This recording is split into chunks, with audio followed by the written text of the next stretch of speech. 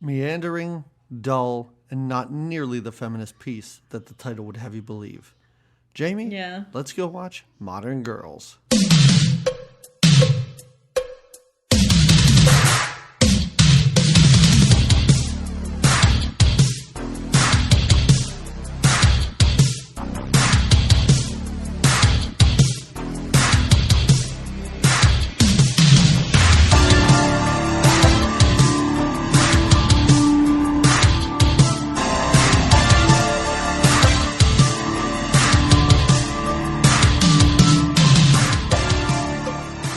Listeners, and welcome to another episode of Good Times, Great Movies.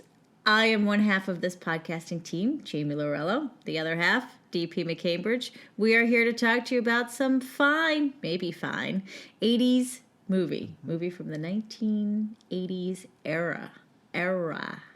Or in this case, maybe error. Ooh, maybe. Good one. You like that? I like it. I might agree with you by the end of this. The movie we've chosen for tonight is Modern Girls. Modern Girls. Yeah, let's not confuse people so they're trying to find something called Modern Goyles. It's a 1986? Yeah, 1986. 1 year before Spaceballs, which I don't know. Listen, first of all, I've talked about Shannon Doherty. I've talked about Jennifer Connelly. I don't think I've talked about Daphne Zuniga, but I have a type, and that type is... Oh, yeah, she fits in it. Yes, that is attractive women who would want nothing to do with me in real life. That's my type. And yeah, I remember seeing her in Spaceballs and being like, who is this? And before we started recording, we talked about 90210. She was in Melrose Place. Oh, right. Which I wasn't really into. Like, I watched a couple of episodes of Melrose Place, and there was just... I could relate to the people in 90210 because I was in high school at the time. Sure, yeah. Melrose Place, 20-somethings, living on there. You weren't in it. You're like, no. Nope, sorry. Not into Courtney this, Thorne-Smith, and I don't know who else was in Heather Locklear, wasn't Heather Locklear? Oh, yeah, she was. Yeah. Oh, my God. Do you remember they had that spin-off Models, Inc. after that? Oh, I don't remember that. Oh, you don't remember Models, Inc.? Oh, no. Okay. Was that was that like in their 30s, what they did? Well, I think it was a spin-off that Heather Locklear then helmed. It was just about the modeling industry. Oh. It was only on for like one season. Yeah, It was another one of those like Aaron Spelling, Darren Star, 90210 led into Melrose Place, which led into Models, Inc. We could do a Models, Inc. podcast. It's a season. We wouldn't have to devote that much time. It would breeze by. It could be a sub-podcast to this. Right, yeah. Yes. Like this 80s podcast about movies, you'll love Models, Inc., a mid to late 90s television show. It's a quick 10 episodes. This movie, have you ever heard of this? I didn't. No. Neither did I. I've seen all three of the actresses that are in it. You've got that Daphne Zuniga. You've got Virginia Madsen. And who's the third one? She was in a lot of 80s movies. Cynthia Gibb. There you go. They're great. Like, I mean, I don't know. This cast, they felt kind of wasted in this. Like, what do we do? What are we doing in this movie? This movie is the equivalent to just wandering around one evening on the streets. And they do. That's exactly what it is. Well, it's a little more than wandering. We're chasing Bruno, remember? Who I didn't realize till the end. I was like, Bruno is Clifford. Why would you do that? Why would they do? The only thing I could think is they had another actor cast that never showed, because there is no reason why this guy has to play both roles. No, and he basically got it on with each of the each of the actresses. Yeah. And then at the end, not to give too much away and get right to but at the end when it's just like one big family, I'm like, what is happening? Many times in my notes, I'm like, why is Cliff still here? Why didn't Cliff go home? Why is he there? Why is he apparently everyone's best friend at the end of this? Yeah. When she's like, you know what? I'll give you 3 reasons why I can't come. And I'm like, you've known that dude for 4.5 hours. One of them is Cliff, and then I want to be like, but wait, Bruno. I honestly didn't realize till they were saying, because he wears the eyeliner and he has the glasses on, and they're in the club, and then the other times you don't really see him. Glasses off on the tarmac, I was like, has he been Bruno the whole time? How is he doing this? Thing. I was like, how is he switching? He's over by the car. How is he also there? I was like, this is an insane reveal to this movie, and I am into it. But then I was like, no, they're different people. But then it makes sense when he does the music video, None and they're of like, it he makes looks like. sense. It's so funny too, because when they put him in there, I'm like, that's weird, because he looks nothing like that Bruno X guy. Yeah. But then I realize it's the same. When he takes off those glasses, and I'm like, this is a terrible British accent too, because he's like, Oh, horrible. hello, I'm from Britain. You can come with me to where I live. And I'm like, this is awful. This is terrible acting by this guy. He does a better job as Cliff. He does a fine job as Clifford, because he's just playing like a nerd. Like, is he a nerd? Is that what that sweater is supposed to symbolize? I think, yeah, but the sweater, and I think he brings a bottle of wine, which I don't think these girls, they do end up drinking. Like, They drink a lot of colorful drinks in this Yeah, movie. I love it when they go to the one bar and he's just like, give me something fruity. Whatever you got that's And the fruity. bartender's like, what does that mean? And he's like, I don't know. Something with fruit in it. And he's like, oh, zombie makers? Sure, give me those. That sounds dangerous. That sounds like a dangerous drink. And also, I love how the bar is tropical in theme. Oh, and the bartender's like, a fruity drink? What are you talking about? There's literally like mountains of bananas and pineapple all over this like bar and The way people like interact dance with floor. one another in this movie is insane. Because when they're at that tropical bar and there's like a DJ there, and Cynthia Gibb just walks by, and he's like, hey, random person, you will never guess what happened. But Bruno X was just in here talking about he was reciting somebody. a poem. Yeah. Like, what are the chances? It was about her. This movie is so crazy, and it made me. Where are they? Hollywood? What about when they're in LA? Yeah. Okay. What about when Virginia Madsen does ecstasy? She's And laying then on a pool table. She almost gets raped by a bunch of hillbillies, and then almost gets raped by another guy later on that same night. And her ecstasy wears off in like 2 hours. Yeah. But she hits it hard. It's hard for a minute, and then all of a sudden, she's like, "Why? What about Cliff? Is he? And what about when they walk forever with Cliff? Where are they going? All right, let's get. Where are they going? Take a cab. Why doesn't anybody get in a cab? They're walking with him, going, "How long does it take to get there?" And I'm like, Why are you having conversations off screen about where you're going? Can you let us, the audience, know where we're headed? All right, let's let our audience know where we're headed. Modern Girls, 1986. We just did a brief synopsis of all the action, but now we're going to slow you walk it through. They're all, I would say, I think we were just talking about Melrose Place.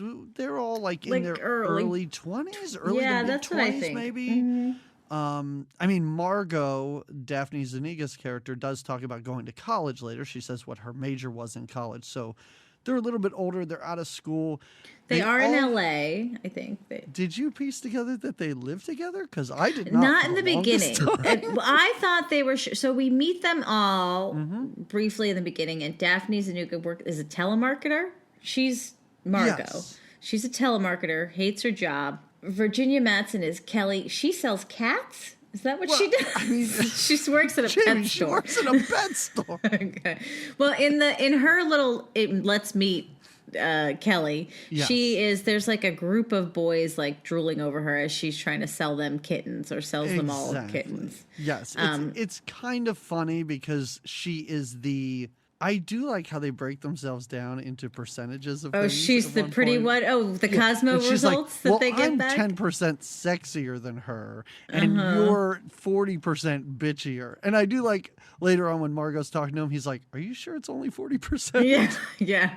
But yeah, so she's like, Virginia Madsen's like the hot one of the group, because it is revealed that there's just a bunch of guys with their faces pressed up against the pet store window when she's playing with cats. Margot's the smarter one. I think even Cece is our last one. She's a makeup artist. I would not call her a makeup artist by what she makes that poor woman look like when it's revealed.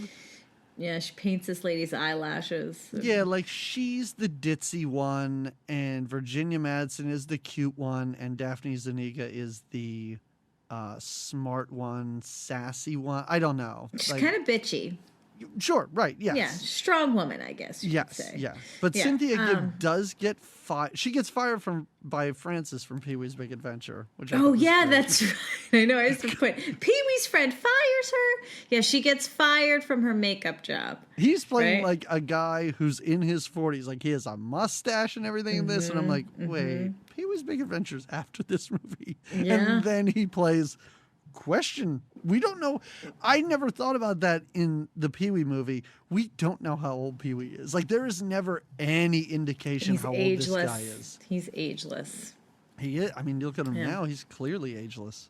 Right? So then we cut back to them seemingly in separate apartments. That's why I didn't realize they lived together, Right. because they do this montage of them going to bed, setting their alarms, and doing their night routine. Yeah. And you think that they're just three friends. Like, they drove somewhere together. They all got in the same car. Right. And then you figure they all got dropped off at their separate houses. Because these places look nothing alike. Nothing. There's no flow to it. They don't interact together. It's not like they're watching TV together or having drinks together at the apartment. They're in their separate rooms. Even when we're in the apartment again, the whole time we're in the apartment, it still looks like they're all in like separate. Right. It's shot very bizarrely because we really do just jump around, I guess, between all three of their bedrooms. Yeah. Also at different times.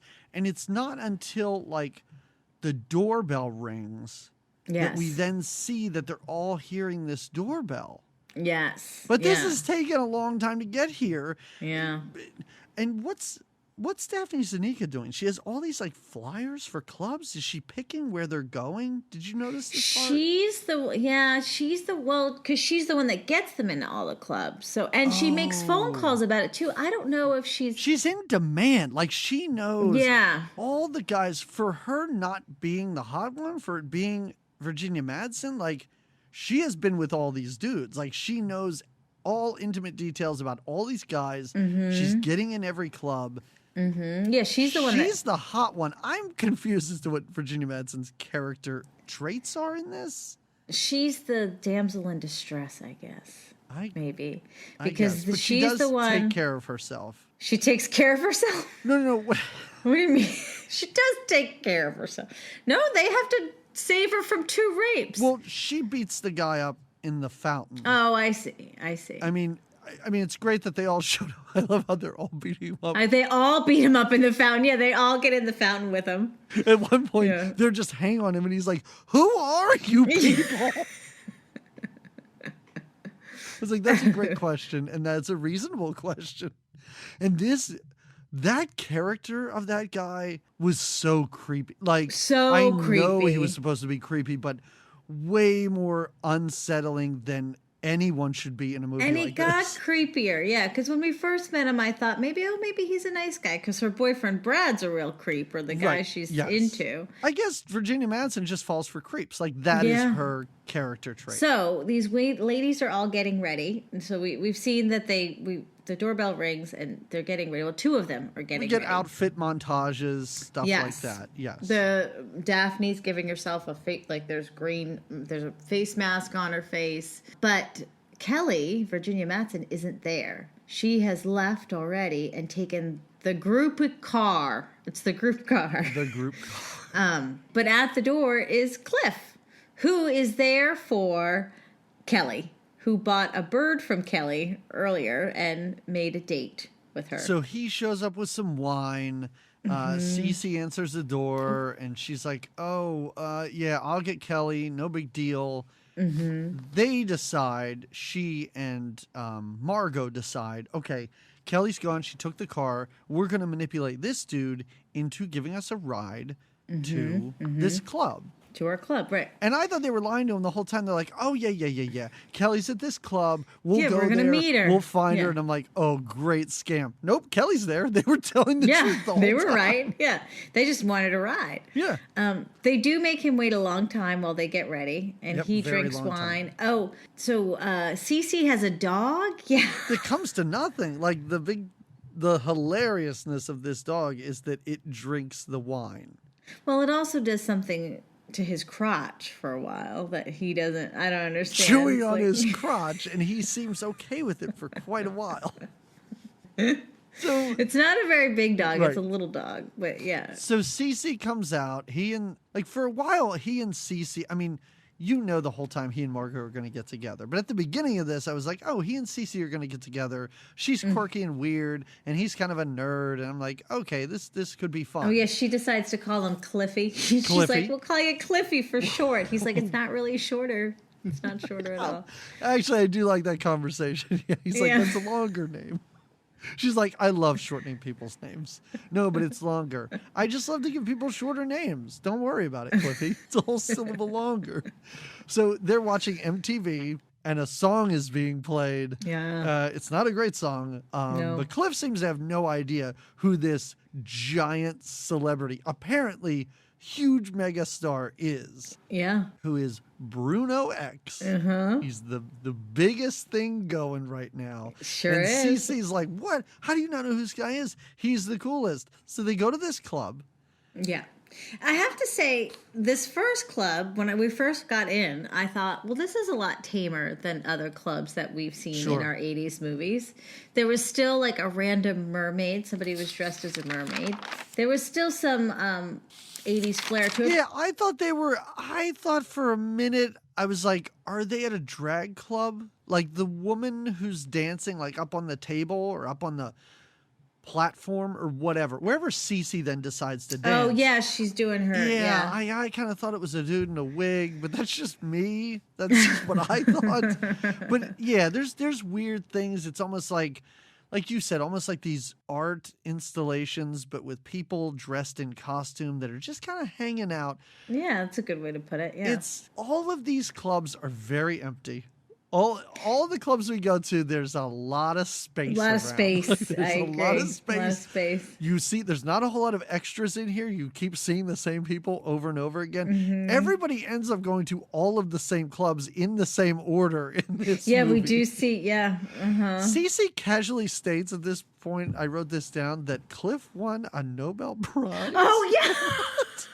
I don't think so. He's a professor, too. He talks about how he's a professor, which then the reveal of what he does for a living is very puzzling. Was he lying about being a professor? I didn't know if she made that up about him or he lied about it, because they never have a conversation when she even says, oh, yeah, he's he's a Nobel Prize winner. I'm like, when did he? But he doesn't argue it. He doesn't say no. He doesn't correct her. He corrects her about his name, but not his profession or the fact that he won a Nobel Prize. No, right. And he doesn't. He's a driver's ed teacher. He's a driving instructor. And I'm like, okay, maybe he's a driving instructor in the summer. Like maybe that's what he does in the summer. But again, he never talks about teaching.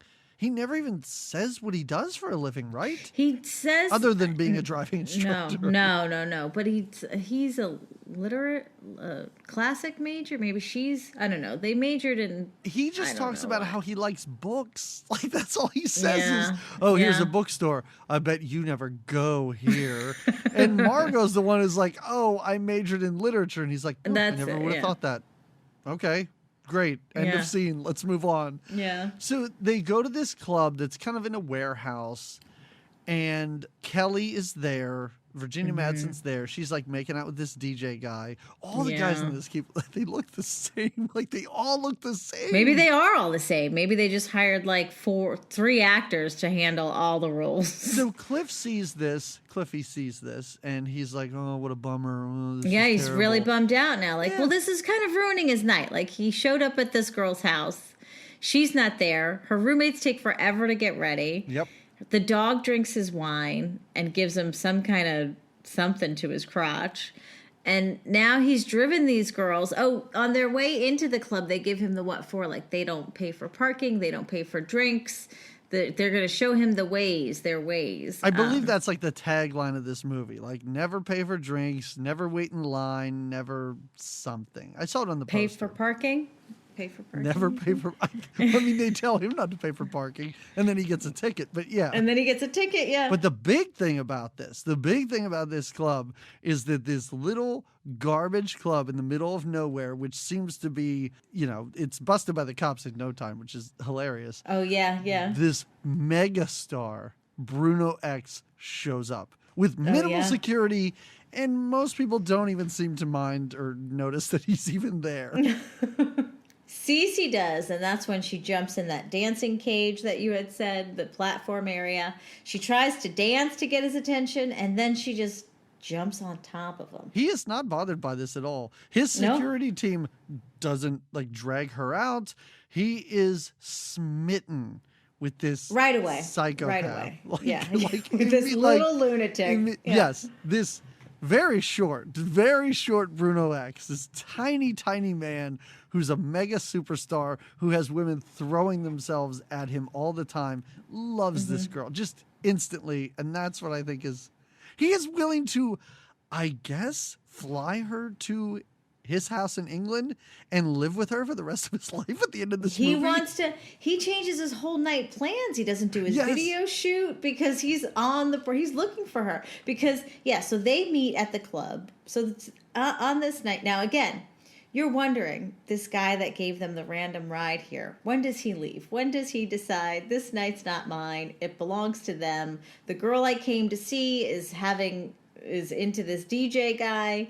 The other two are into these old thing. Maybe I should go home. The other girl that I was just dancing with because she felt bad for me, and I hung out with her and I watched MTV. Dances, She's now making out with a megastar, and he's sitting at this table with like a big mope with Margot. Well, P.S. Margot got them all 3 drinks. She got some random guy to buy them 3 drinks. Yes. Because after blue, Cliff got dissed they're colorful drinks. Cliff gets dissed by Kelly, and so they're like, the girls feel badly for him, so they get some other guy to buy. First she's like, hey, can you get me a drink? And then she asks for a drink for Cece. And then she's like, and there's another guy at the table. Yep. He's our friend Cliffy. Can you buy Cliffy a drink?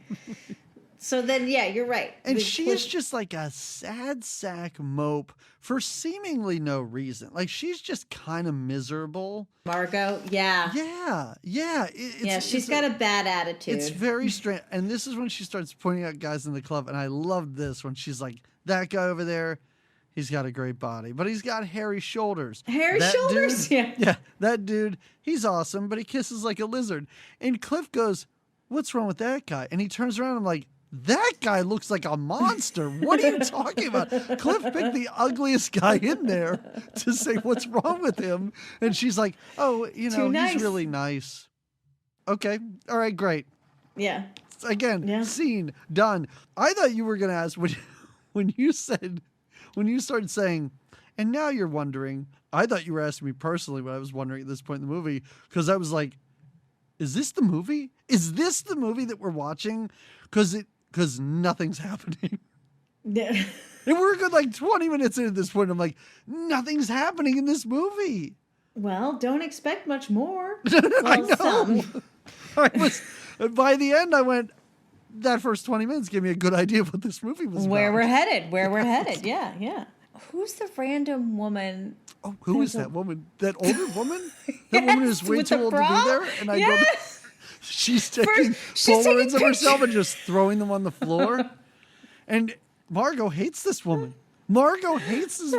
We never find out why. She stares daggers at her like, this is the most...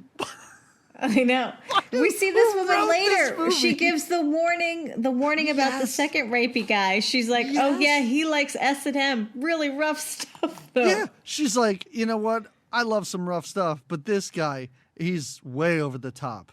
Yeah. Who are you? Why are you here? But when we first meet her, she's taking photos of her cleavage. Is she a model? Like, is she a famous model? I didn't even look it up, but I'm like, there's got to be a know. reason she's in this movie. There has to be. You think was she in Models Inc.? I don't know. Maybe it's nobody. But just the presence of this character, I thought, this is a cameo. Yeah. So Kelly gets dumped in like a back room with a bunch of crates. Oh, She takes the so DJ sad. back there. Yeah. They're making out hot and heavy. He's flirting, first of all. He's a jerk. He flirts with all these other girls right in front of her and then takes her to the back room to make out. And she wants to go back to her place, and he's like, your friends are dorks. I was like, that's kind of mean. And also, kind of I true. get it with Cece. Like, Cece is a dork. I don't think Daphne Zuniga's character is a dork in this. No, but Cece's a dork. She gets kind of annoying, too. Like, enough with the Bruno. We're chasing this guy. This movie's weird. This movie is a bizarre watch because I was ready for something like Valley Girl. Because even though I know you didn't really like Valley Girl as much as I did, but I loved the kooky hippie dad in that, and I thought that the two leads like had some chemistry, and Nick Cage is always fun. In this, by the end, I'm like, why did I just... What's happening? Why did I just sit through this? Because, I don't know. I don't want to say there's no redeeming qualities in this, but it is just a meandering bunch of nonsense. Like you said, like I said, I think it just feels like an episode of a TV show. There were some moments that Cliffy made me laugh a little sometimes, like when I'm trying to think, but yeah, overall I was yeah, I know. it was a tough one. It was a tough one for sure. I enjoyed the colorful cigarettes that they had in this. Oh yeah, they had lilac colored and pink cigarettes. Yep. Because later when they give because they're modern girls, you know. They're modern girls. Yes. Yeah. They give Cliffy the lamest makeover at one point. Oh yeah. When Cece's like, "Oh, lose that sweater." Oh, what I mean is undo one button and no, they take the sweater off. They undo his button-down shirt. Oh, they do. You're right. Yeah. Yes, because he's wearing and a then sweater they mess and up a his button-down hair. shirt, another shirt underneath. Yeah, he's wearing 3 shirts. Yeah. Yeah, he's not ready to go out clubbing at all. No. And he doesn't make any changes to his outfit when he's realized he's going to now hang out. He's just kind of in it for the adventure. Like, what else does Cliffy have to do tonight, I guess? Oh, yeah. Well, you had mentioned the cops break up this first club. And you're right. The cops come because they claim that there's too many people there. But like you said, it definitely seemed... not very crowded. Very crowded. I guess this place does not have a liquor license, but to me it just doesn't look like a club. Like it just looks like they just set up in an abandoned warehouse. Yeah. Right? But And you just hear these 3 police officers, because why hire more extras? Being like, there's no liquor license here. Cece's only 19, so she can't leave. Yeah. Okay. I was questioning her age then. I didn't hear her say 19, but she is concerned that the cops, who are clearly not checking ID, because everybody is streaming out of this place, they're checking ID and she can't get caught. And in that she can't get caught. She can't follow Bruno to where he's going because he's going out a different exit because he's a star, so they kind of hustle him out. Sure. And after PS, they've had this moment. Besides her jumping on him and him being like, I love this little knucklehead, they have a moment where they kiss and he's really into all of her answers, even though she's lied to him too. She's claimed, they have a conversation that she claims he's like, but you said you were this. And she's like, I think I lied about that. Do you remember that? Yeah, but I don't know what she says.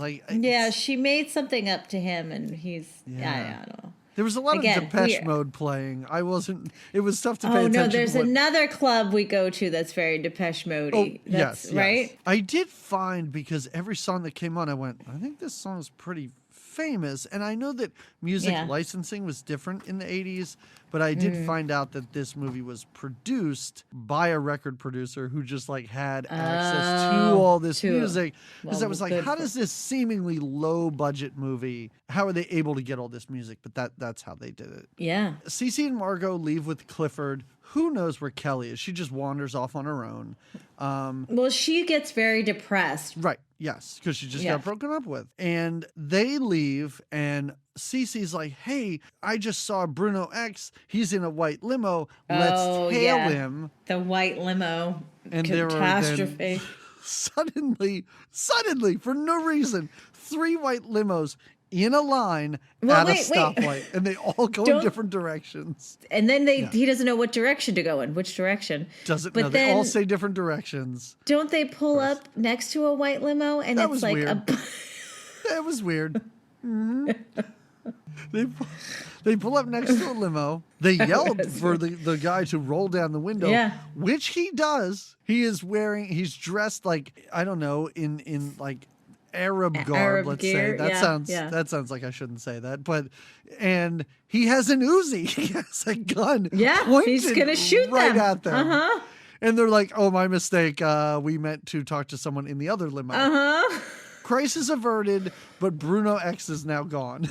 No, Bruno X, we don't know what white limo he's in. You lived in LA, and I know that the 80s are a different time. Why is there no one else on the streets at night? I have to wonder. No one in this town. I have to wonder. Yeah, it's pretty empty. They're walking, they don't see anyone. They're driving, they don't see anyone. When they walk, there's a few, but they're on Hollywood Boulevard at one point because you could see the stars on the street and I don't know, it's minimal a different people. Time. Maybe it. No, I don't know. I couldn't imagine that this budget. is a time. I don't know. Yeah, you close off the streets, and again, like I said, for some reason they just couldn't get extras for this movie, and it is quite apparent in every scene, especially this scene where they're suddenly at a goth bar. I don't know. And I do think it's funny because they do pan across all these people in white makeup that look angry and depressed. And Cliff goes, "You know what? This is great. I'm feeling much better now." And they're drinking blue drinks again. Yeah, they have the colorful drinks. This is where Cliff gets his makeover, where they decide that he's not cool looking enough. Yeah. And they mess up his hair and unbutton his shirt, like you said. And they give him a pair of sunglasses, which he refuses. He's like, I think I'll do without the shades. Yeah, he probably put them on, and the director was like, ooh, wait, you know what? Your Bruno X character always wears shades. Yeah. Let's not confuse the audience here. Why don't you just take those off? We're not going to, It's the only distinguishing characteristic between your two characters. A sweater and sunglasses. Because when they mess up his hair, it was like, oh, he just looks like Bruno X now. Like they just make his hair stick up. Then Cece gets this wonderful idea. She finds out, or somebody tells her what hotel Bruno X is staying at. Oh, she has the matchbook. The matches. Yeah, she has the matchbook. Yeah. So then she calls the hotel. And which is like, dumb. Hey, can you tell me what room Bruno X is? Can you just patch me through to Bruno X's room? She says, they're like, who are you? She goes, I'm his girlfriend. Because, that's like, I think even Margot says, like, he's a super hot, famous guy. You think it's going to work that you just. So then they what does work? Yeah. I love how their idea is like, Marg or Cece, that was the dumbest idea. Let's try the second dumbest idea, and this will definitely work. They have Cliffy call with a terrible, even worse. I mean, he's got an awful British accent that he tries to do. It's laughable until you realize he's the same character, and you see that Bruno, who is supposed to be British, has the same terrible accent. Similar, very similar, yeah. This one's a little more like marbles in his mouth. Same terrible accent, but a little sloppier. But it's still, he pretends to be Bruno.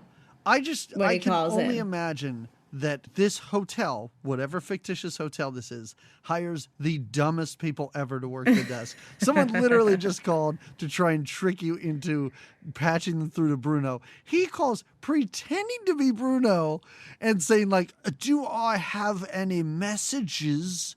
And then he covers the receiver and he's like, they say I just checked out. I'm like, they told you that you just checked out of this hotel? Right? Something ain't right here. Right. Something ain't right. Yeah. But they're telling me that I'm needed on the set of a music video. Like, why are the people at the front desk of a hotel giving you that why information, you checked out and where you told them that you were going? And why is Bruno like? Anyway, why is Bruno British? Now, why not just make him like from New York or something? He does not have to live in a different country. He could be from New York. He's a superstar. He's I don't know. But now they've got good information. They have the next step of their night. They know exactly where to go. Why did they go to the goth club? They just went because they needed to get out. They got kicked out of the other place. Finally, now when they left the club, nobody asked where Kelly was. They didn't seem to care that she was sad and just broke up with her boyfriend. And didn't matter. Now they're like, while they're on the trail to the video and finding Bruno, they're like, wait a minute. Margot says, where's Kelly? And Cece says she left her with these two friends that are obviously like bad influences. Right. You mean Boy George? Boy George looks just like Boy George. Yeah, he does. He looks like a baby Boy George. Yes, I was going to say Boy George, like 12. Yeah. Yes, exactly. Yeah. And why are they at a country bar? Why are they at a country bar? And also, why is this total nerd at a country bar playing pool too? Oh, well, is that? Oh, yeah, they do the drugs at the country bar, yes. right? Yeah, mm-hmm. yeah. And then this nerdy guy is just he's so into playing pool. He's like, Virginia Madsen, I know you're in a tight white dress, copping yourself a feeling high on drugs, but I really want to play this pool game, right?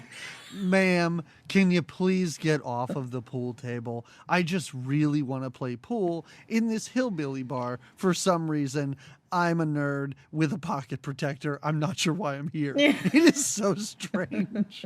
Then the hillbillies line up to, I guess, gang rape her. That's what it looks like they're going to do. Very uncomfortable.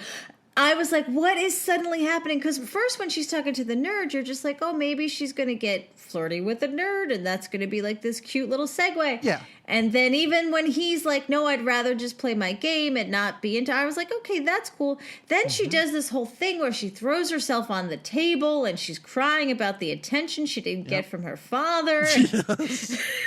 It gets very dark and very serious really quickly. And that's when I was like, what is happening with this movie? Maybe we do need to find Bruno because I don't want to know what Kelly's up to. Right, yes. Her plotline is dark and tragic and... Yeah, very sad. Drug and... Yeah. She belongs in Less Than Zero, not this movie. Right. Like she was reading a different script. Well, anyway, so she's about to get gang raped by these guys, but somehow the group, her friends, including Cliffy, her new BFF, finds her. And what is this show that he puts on where he pretends that she's toxic? It's not convincing. That's what it's not. So wait. They did do the music video before this. Yeah. Did you notice that he's just like holding like a light or something? Yeah, he's holding a light stand. That's what Barrett was like. Barrett was like, he's holding a C-stand or something? I don't know. And for some reason, everybody else is behind police tape, but they're not. They got right through. In front, they're standing because there. He looks like Bruno Mars or Bruno X. Bruno Mars. Let's just say he looks like Bruno Mars. Let's just start calling him Bruno Mars. So this director of this video has these girls, like Robert Palmer girls, like they're all dressed the same and their hair slicked back. He's shooting a video in the street, I guess. And Bruno's not there, so he just pulls Cliffy up and he's like, here, put on this jacket. Yeah, you kind of look like him. Girls, all right, let's go dance. And Cliff's just like stumbling around. He's doing a very weird dance with the girl. He's not dancing. He's barely moving. He's running into these girls. And you cut to the director going, he's pretty good. Yeah, he's got good talent. I could spot talent. Yeah. Wait, they put Cliffy in a trench coat too, because I guess that's it's like a leather Bruno trench wears. coat. Yeah. Yes. And he's in it for the rest of the movie. Like that's then he just takes it. He's like, wardrobe mine, having it.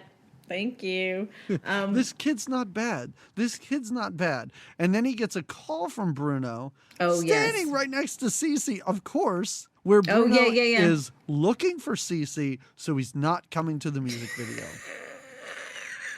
I don't understand. She grabs the phone. She's like, Bruno? Yeah, Bruno, are you there? Are you there? Yeah. Oh, he hung up. Whose phone is that? That's the director's phone. Yeah, yeah. But no, he just walks off, and then that's when they wind up at the country bar. Well, they realize this is when they're like, we got to go find, how dare you leave her with her two shady friends. We need to go find her. Mm-hmm. And he now has this trench coat on, so he comes in impersonating. And he has the giant phone, too. Oh, he does have the giant phone. Mm-hmm. He impersonates not even a police officer. He says that he's got to take Virginia Madsen because she's been poisoned by the nearby river plantation. Yeah. What is it? I don't know. She's contaminated. He's got a bum story. Fallout. Yeah. He says fallout, which means that there was an atomic bomb somewhere. Like, it is a weird... This is like a character that would show up in the X-Files. That's what he's playing. He's playing like a Mulder or Scully or whatever. I never watched the X-Files. But yeah, and he just scoops it. He's like, I'm agent blah, blah, blah of this. Look at my trench coat. You know I'm the real deal. Look at this phone. And this is my assistant, Margot, who's dressed like, I don't know, Catherine O'Hara in Beetlejuice. Like, that's what she looks like. With this hair just like matted down and curls on the side of her face. And they just drag her out of the bar, and the hillbillies are like, well, I guess she's contaminated. Let's all go back inside. One guy just goes, I guess I'm buying drinks. And the end. The end. And then that's all right. And he says, we got to hurry out of here before these idiots figure this out. But they get in there. Now, mind you, she's contaminated. He's from some sort of department to take her. The hillbillies follow them outside. Yes. They hop in a convertible. They hop in this white convertible and drive away. And the hillbillies are just like, well, that's weird. Well, let's go back to drinking. Right. Oh, well, there goes our rape time. Wah. Is this when just tragedy hits? Like, I think they just didn't know what else to do in this movie, so it starts to pour down rain. He can't get the roof back up on the car, and he gets 2 flat tires? I don't know what happened at this point, because I was like, oh, good, they figured out the roof. Wait, why are they walking? Why are they walking down the street now? Because for some reason, maybe because he pulled in, so they're driving, and it's getting cold. They want him to... Cliffy, pull the roof up. And so he pulls over. He's a very responsible driver. We find out later why. I did sort of like that reveal when he's a driving instructor, because he's like, this is a maneuver where we should not be driving for. Yeah. Like, why is he saying that? That's a bizarre way to deliver any line of dialogue in this movie. Right. But then you know what? Yeah, I think when he pulls over, he pulls into some parking lot to get the roof up, which they struggle with, and when they're struggling, all of a sudden it pours down rain. Yep. Virginia Madsen's having a great time. She's just laying in the back. So high in the back. Yep. She's so high. She's upset when the roof comes over top because she's not getting rained on anymore. But you're right. I guess he got flat tires. Like, did he go over one of those spiky things? That's what I'm guessing. They don't ever show it. No, they don't. Okay, good. All right. I just thought maybe I missed it. He just is like bummed, and when Cece asks if he's got a spare, he's like, but I don't have 2, Cece. I do enjoy his relationship with Cece. I know I'm really reaching here when I say that any of these characters have a relationship, but like you said, when he's like, I don't have 2, Cece, and when they're at that goth bar, she's like, maybe I should commit suicide. And he's like, come on, Cece, things will get better. I enjoyed their interaction. He was the most enjoyable to me for the most part, because he's just got these... He was just fun. This is also another good interaction with the two of them when they're walking down the street, and he's talking to Cece, and he's talking about Margot, and he's like, she's too cool for anything. And Cece goes, hey, cool people have feelings too, you know? Yeah. But then she says, we get a little insight there where I guess Cece, even in the beginning, Cece's lost her job, and then she mentioned something about losing her inheritance. Mm-hmm. Did you catch that in the very beginning? Yeah, when she's like, I have $17 in my bank account, and my parents won't even answer my phone calls. But Margot covers for them a lot. So yeah, she says how Margot kind of helps, don't bang on her. She's a good cat.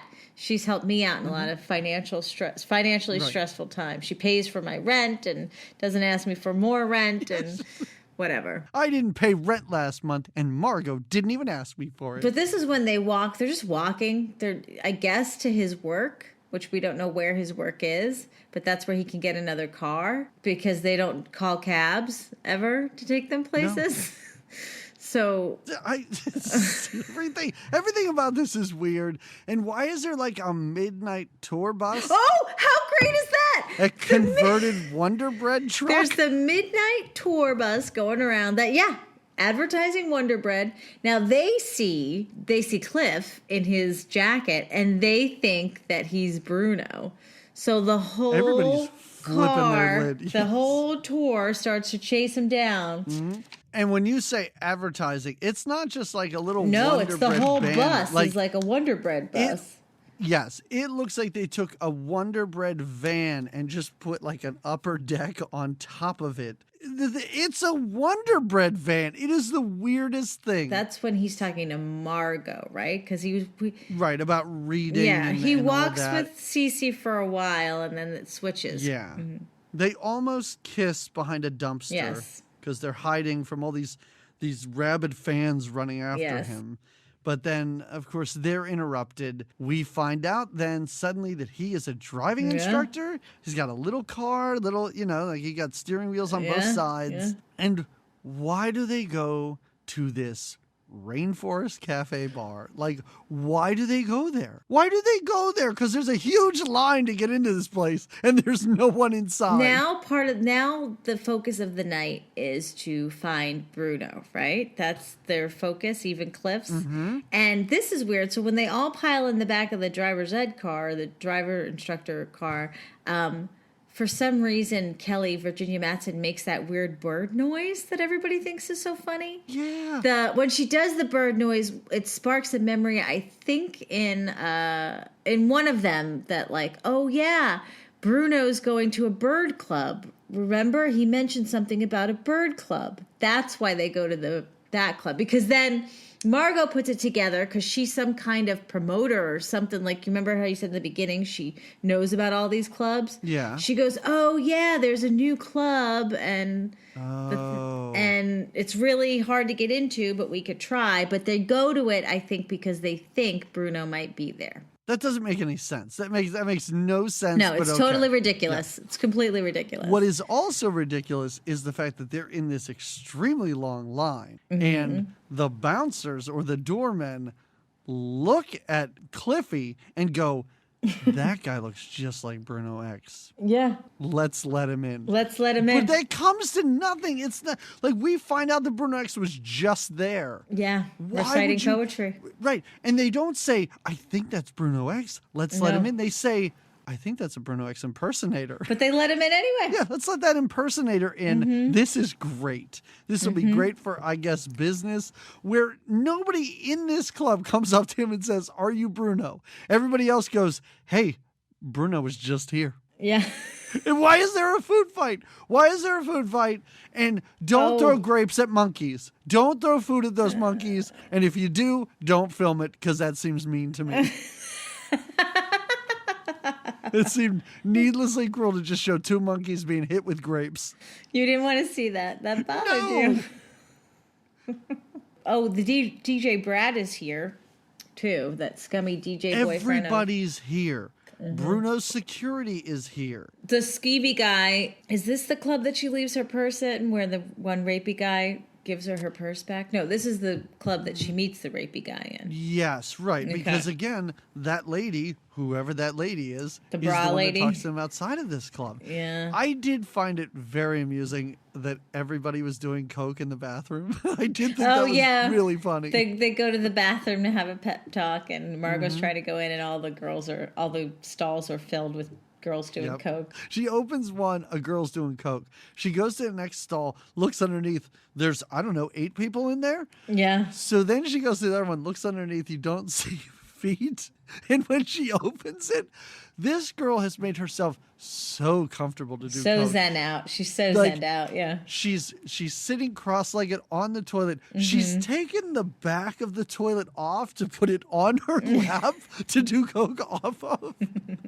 In the meantime, Cliffy gets hammered. Oh, He yeah, has Cliffy drank drinks all the drinks. of their drinks, yes. And there's a bird that talks to him, too. There's just like a bird that hangs little out with him and parakeet, repeats yeah. things. Yeah. But then Virginia Madsen comes back after getting dissed again, I guess. Yeah, she's sober at this point. Yeah, the ecstasy is worn off. Like you said, Margot gives her a little pep talk. Hey, you got dumped. It's not a big deal. Don't worry about it. And she's fine. She's sober as anything. I'm not sure that was ecstasy that they gave her. Well, no, now she and Cliffy dance together, though. Yes. Right? Mm-hmm. She comes back out, and now Cliffy and her, I think they make out, but it's pretty sloppy. Yeah, it doesn't go anywhere. Yeah. Yeah, because he's all drunk and They do a limbo dance. That's interesting. Oh, you're right. I forgot about that. Where they refuse the limbo and they just duck down and go underneath it. And Cliff's so excited. Like he is just jumping around, slapping high fives, watching everybody go under. He's having the time of his life. He's finally having fun. Yeah. He's finally opening up a little bit, this Cliffy. Yeah. Uh-huh. Bruno's assistant sees Cece and tells Cece, remember at the club, Bruno's assistant does see her and is like, you're the girl we've been looking for all night. Yes. The girl that he talked to for 20 minutes before the club got busted up. I like how he was going to, I guess, shoot an entire music video in an evening because he's clearly getting on a plane in a few hours and never coming back, right? I don't know how Bruno the planning works. Nothing about this makes any sense or seems real in the least. So does the food fight start because the rapey guy tries to take Kelly and then... Listen, here's the thing. The only reason the food fight is in here is so that they can get separated from Kelly. Oh, again. yeah. Like, that's it. Because they're all together. A food fight breaks out. I'm not even sure why. Well, I don't know if one of them is responsible for it. No, well, they do have a push fight. Cliff and the rapey guy have a push fight. Oh, because the rapey guy is trying to, I think, take her home or something. That's how the food fight starts. And I think that's how it starts. And also, what's with the necklace that this rapey guy's wearing? It looks like a shock collar or something. Did you notice that I thing? didn't know. Very tight. He's like wearing a choker basically for a man, but it's got like something in the front, like a circular piece of wood or something. It's a weird look. It's not great. And well, he's a weird guy. Yeah. He's a very weird guy. Yeah, he takes her for a drive in his car, which at first she's into. And I don't know if this is the side effects of the ecstasy. First she's into it and is like dancing in his car and having a good time. And then he takes her someplace so they can go think. Or a place that he likes to go think. No, you are fast forwarding through the nonsense that is this car ride. Because at one point she goes, maybe you shouldn't be driving so fast. And he goes, it's fine. My car, it's practically an earthworm. That doesn't make any sense. That doesn't mean anything. My car's an earthworm. Yeah. And then she's like, where are we going? He's like, we're going to your favorite place. She goes, wait, what? Your favorite place? We're going to go there. But I don't have a favorite place. No, we're going to your favorite place. And they just takes her to a big fountain. This is so bizarre. That's right. When he tells her the car is like an earthworm, I was like, what does that even mean? Right. I almost looked it up and then I was like, I don't even know how I looked that up. That doesn't sound like a phrase. It doesn't sound like anything. No. Like something people call I don't know. Yeah, the whole time they're detailed too. Like Cliffy's now too drunk to drive, so Margot's driving his driver ed car and they're tailing them. Which they do get away briefly, but they find them at that fountain pretty quickly. Yeah. But there's enough time for Virginia Madsen for him to make a move on her and really get aggressive, be like, what are you doing? Where are you going? And then for her to kick him in the balls. But does she like play dead there for a second too? Because she just like goes limp and he's like, what's happening here? And that's when she kicks him. Oh, yeah. And then, we were talking about this before we started recording. They splash around the fountain like they're at the beginning of Friends. Yeah. Like, it is. They all I'll jump be in. there for you. That's what's happening in this scene. Yeah, they all get, and like you said, he at one point is like, who are you people? What is happening? And then the next thing you know, I didn't know if they were in jail or what. They're all in jail, But it turns out that Kelly, Virginia Madsen, had to file like a report. Because if we were confused, a cop brings her out and goes, well, that's all we need for the report. Well, but the cop brings her out kind of aggressively. You notice how he's holding her arm? Like, oh, she's under arrest? That's what I thought. I was like, were they in trouble? Did they find out she was high or what happened? Yeah. Yeah, because he's holding her by the elbow like he's going to book her. Oh, this is when, and I got the line wrong, this is when they leave, and Cece goes, hey, what time is it? And Margot goes, who cares what time it is? Kelly was just almost raped. Well, that did happen, and twice for Kelly in one night. But they have to, like, this is the part where everybody kind of splits up. Like, Margot's really bummed out now for some reason. I mean, I know her friend was almost raped and they just beat up a man in a fountain. Like, that's enough to get anybody on edge. But this is when, of course, like, she walks away and then Cliffy has to follow her. Yeah. And, you know, they actually do have a normal conversation. They find out that they're right for each other, and it's kind of cute, I guess. Yeah. I don't know. It's cute too enough. little too late. Yeah. But after they make out for a little while, they're like, all right, let's help Cece find this guy. Sorry, I backed up to the police station. Did you notice, when we leave the police station, when we're finally done, a hooker comes in with her little dog? Did you see that? Okay. Because the camera just hangs on that door, and it's like, all right, come on, now you got to walk in. We got to get this in the scene. It was in my notes. I just had to make note. Anyway, sorry, I didn't mean to sidetrack us from where we were going. No, you should sidetrack us for stuff like that, because the actual movie is not nearly as interesting as that scene. So you're right though. Cliffy and Margot kind of decide to get together. Yeah. Does Kelly ever decide that it's time to love herself? I don't think she ever comes to that we know. No, not until, but we until should. we get to the airport. Yeah. Like, not until the very end of this movie, where it's like, remember that whole thing we were doing the whole time? Nah, we're not going to do that. Because they finally decide to take her to this airport. Yes. And again, another movie where it ends on a tarmac. Like, we got these tarmac endings. Like, I knew this was a cliche, but I think this is about 4 out of our past 8 movies, probably 50%, that has ended on a tarmac. Yeah, you're right. Yeah, they just show up at the tiny plane. Mm-hmm. This is when we get our scene that we were so confused by, because clearly Cliffy's Bruno X. And Bruno is Cliffy. He takes off his character. shades. Now, again, when we had seen Bruno, and we don't see him, we hear a lot about him, and we see his white limo. We saw him really only in the very beginning when she jumped. Dark. He was dark. He had on sunglasses and eyeliner, and his hair seemed dark. I definitely didn't think he was the same actor. I didn't think he was Cliffy. Yes. But now at the airport, it's the day, bright daylight, and he doesn't have all his makeup on, I guess. And he takes off his sunglasses, and I'm like, that's Cliffy. What do they do? Like, is this the big reveal of this movie, that Cliffy is really Bruno the whole time? And then, no, because Cliffy's standing there with the other two.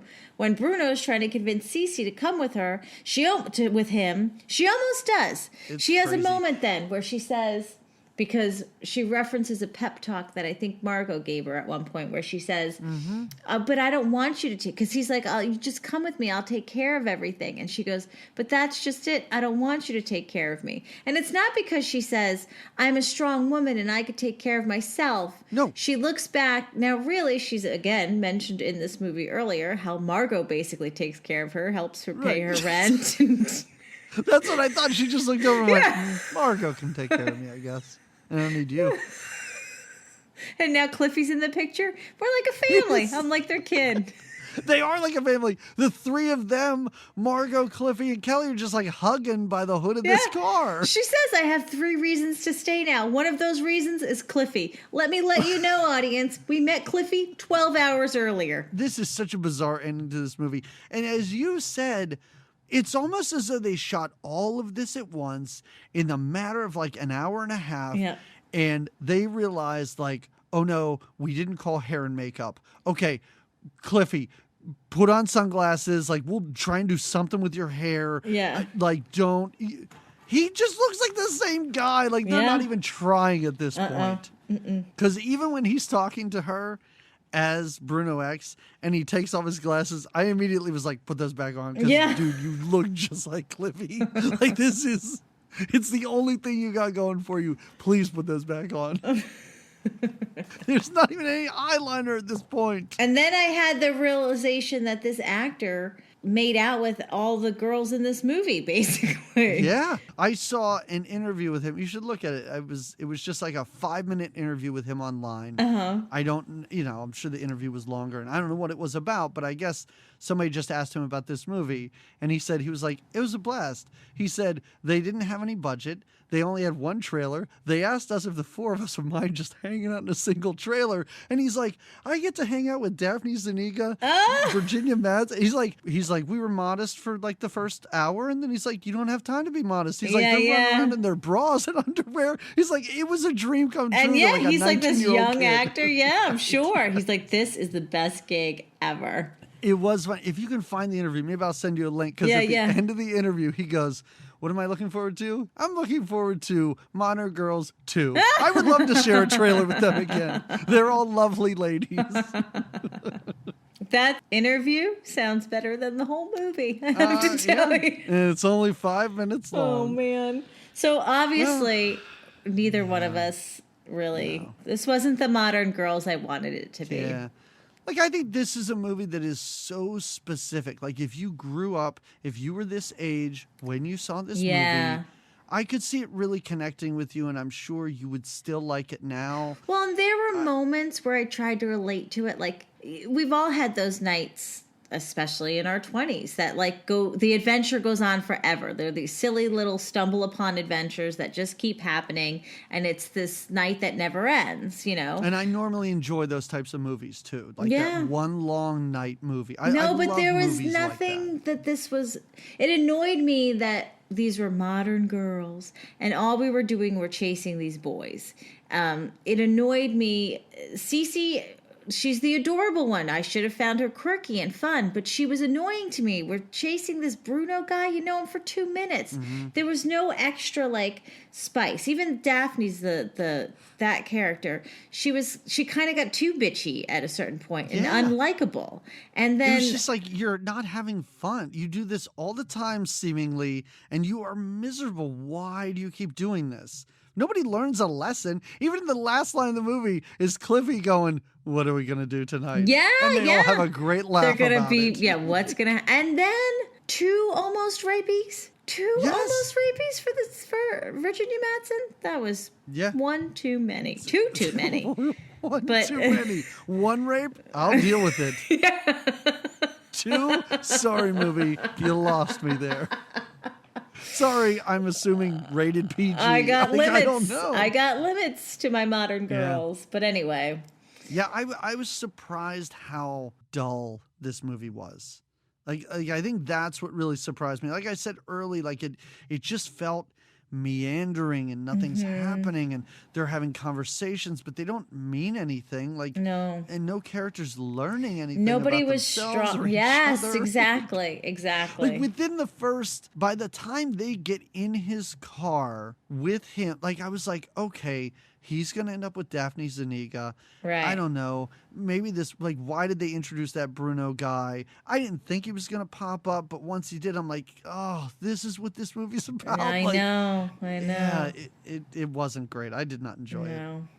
Well, 2 thumbs down for Modern Girls. What do you recommend? Do you know a modern girl you'd like to talk about? I do know a modern girl I'd like to talk about, and her name is Daphne Zuniga. Oh, you've got another Daphne movie. Might not be modern. I think she's in her mid-50s now. That's all right. I'm not saying we should cover this movie sometime, but I stumbled upon a movie that she was in. I think it was her second role ever. So it's 82, 83. And it's a horror movie called The Initiation. Oh. Where she and a bunch of sorority sisters. Of course. They break into a department store.